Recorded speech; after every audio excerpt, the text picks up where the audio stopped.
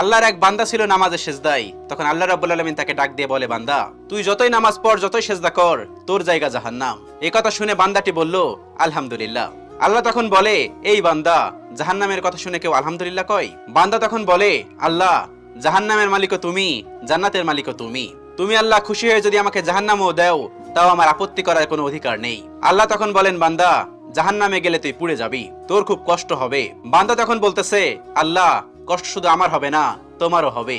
আল্লাহ তখন বলতেছে, বান্দা, তুই পুড়বি জাহান্নামের আগুনে, আমার কষ্ট হবে কেন? বান্দা তখন বলে, আল্লাহ, কোনো মায়ের কোল থেকে যদি কোনো বাচ্চা পানিতে পড়ে যায়, তাহলে কোনো মাই দূরে দাঁড়িয়ে থাকতে পারে না, দৌড়ে গিয়ে বাচ্চাকে কোলে নেয়। আমার বিশ্বাস ওই মায়ের চেয়ে কোটি কোটি গুণ দয়া তোমার বেশি।